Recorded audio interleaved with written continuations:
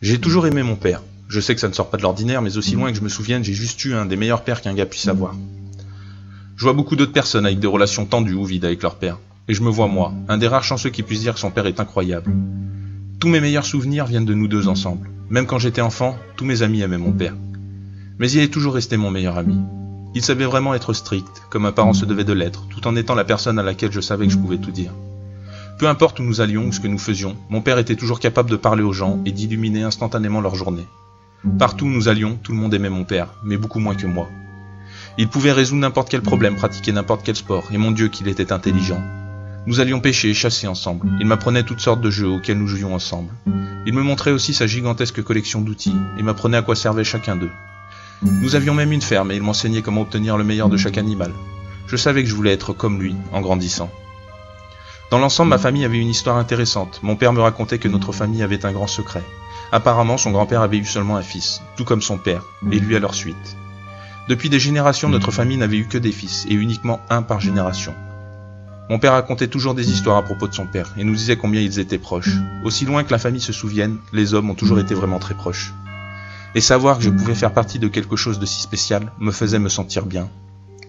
De toute façon, je n'ai jamais voulu avoir de frères ou de sœurs. Mon père et moi pouvions passer plus de temps ensemble, juste nous deux. Je n'aurais pas pu demander meilleure compagnie. Ma mère et mes grands-parents paternels sont morts quand j'étais petit. J'ai beaucoup entendu parler de mon grand-père, mais tout ce qu'on m'a dit sur ma mère et ma grand-mère était qu'elles se ressemblaient beaucoup. Mon père disait qu'elle ne se préoccupait pas vraiment de nous, qu'elle ne voulait pas que nous soyons heureux, et qu'elle détestait avoir seulement des fils. Tout ce que mon père disait sur ma mère était qu'elle ne m'avait jamais aimé de la même façon que lui, qui était bon avec moi. Elle est morte alors que j'étais trop jeune pour pouvoir me souvenir. Et j'ai vécu avec le meilleur parent qu'un enfant puisse avoir. Je dois dire que les hommes de ma famille se sont transmis un camion de traiteur, en guise d'affaires familiales. Ça marche bien, nous servons des sandwichs avec de la viande fraîchement coupée et du fromage, de la salade de choux faite maison et des pâtes au fromage. Nous sommes reconnus dans plusieurs villes à travers le pays. Mon père récoltait beaucoup de ses produits lui-même dans notre ferme. Nous avions des agneaux, des poulets et plus particulièrement des cochons. Nous avions beaucoup de cochons. Aussi dangereux que c'était pour un enfant, mon père me prenait avec lui quand il préparait la viande. Il était toujours très prudent par rapport à ça, et s'assurait que je ne me blesse jamais. Je n'ai pas souvenir que ça me soit arrivé, donc je dirais qu'il faisait un assez bon travail. Il me montrait comment on devait procéder pour préparer de la viande, pour ensuite la servir.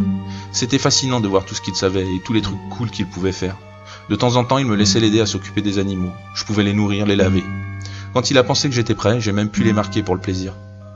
Je me rappelle de ce qu'il a fait pour moi à mon 5e anniversaire. Ça a été l'un des meilleurs de mon enfance. Tous mes amis étaient venus et nous avions passé en revue toutes les traditions, les jeux, le gâteau et beaucoup de cadeaux. Mon père racontait des histoires drôles et nous a même offert son propre spectacle de magie, constitué de tours de cartes faciles. Mais pour nous, les enfants, c'était vraiment magique. Cependant, ce n'est pas ce qui a rendu ce jour si spécial. Plus tard, dans la soirée, après que tout le monde soit parti et que je sois allé me coucher, mon père m'a réveillé et m'a dit qu'il avait encore un cadeau pour moi. Bien que j'étais encore fatigué de la fête qui s'était déroulée plus tôt, j'étais très excité d'avoir un autre cadeau, de la part de la personne que je préfère. Rien que ça. Il m'a emmené dehors à l'arrière de la maison, où se trouvent les enclos des animaux. Il m'a conduit à l'intérieur de la porcherie où un cochon était attaché à un billot. Son corps était fermement lié au billot ainsi qu'au sol, de telle manière qu'il ne pouvait s'échapper. Il s'est tortillé et a poussé des cris aigus. Il a essayé de s'enfuir sans pouvoir rien faire. Mon père m'a regardé dans la noirceur de la nuit et il m'a dit que j'étais sur le point de franchir la première étape pour devenir un homme comme lui. Mes paupières étaient encore lourdes et ma vue encore floue, ceci dû au fait que je venais de me réveiller.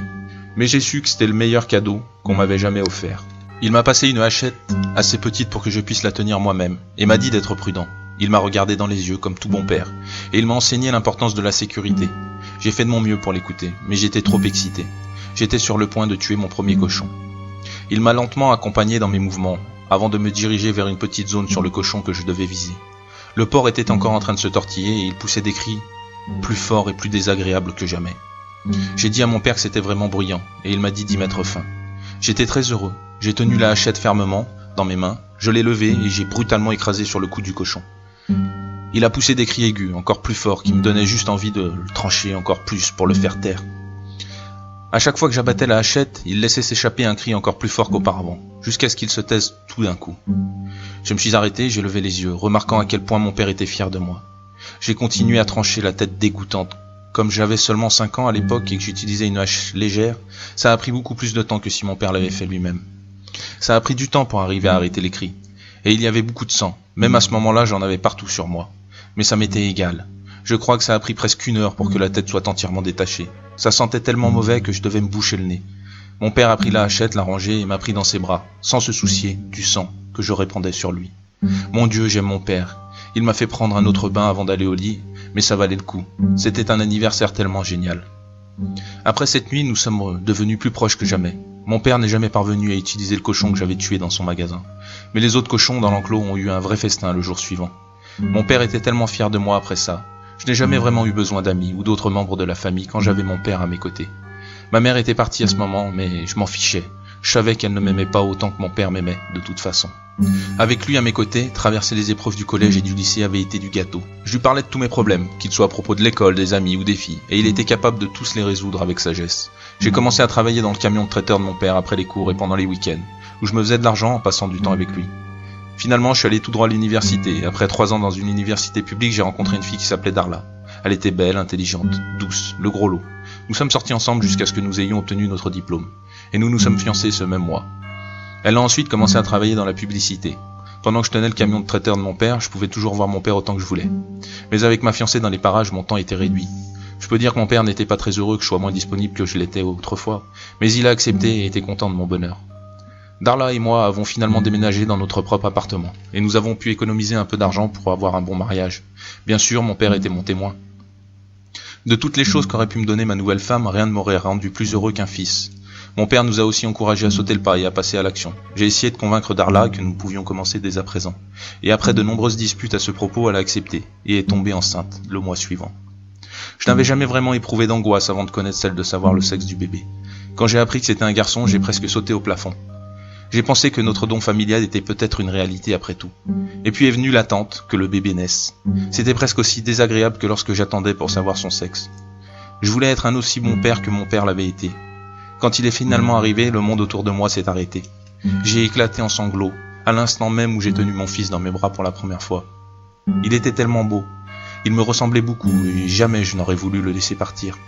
On a décidé de l'appeler John, ce qui faisait de lui le 8e John dans ma famille.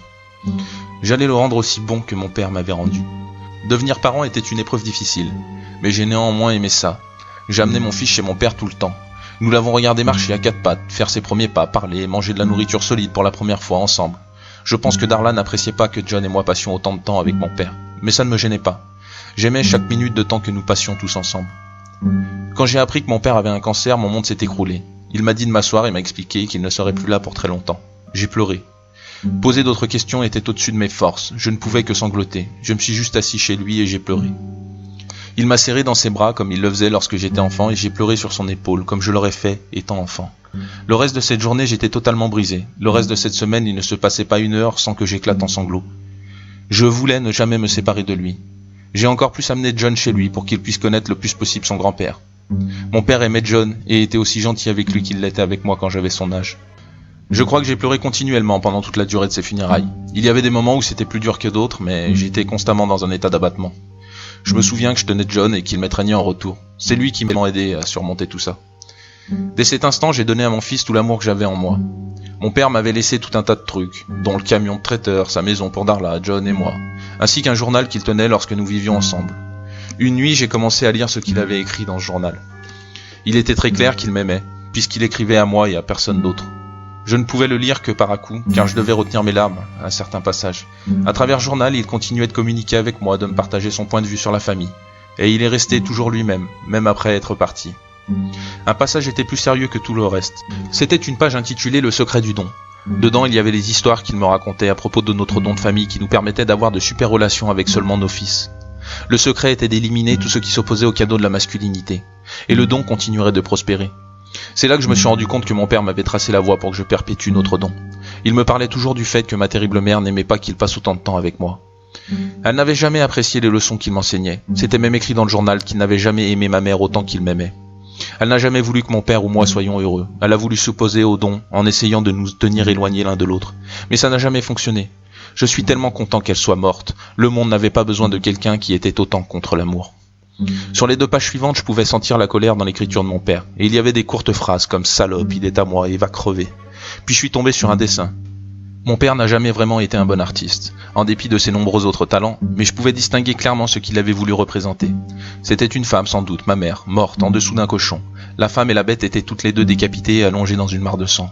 Près d'eux, il y avait mon père et moi, dessinés comme des bonhommes en bâton, souriants.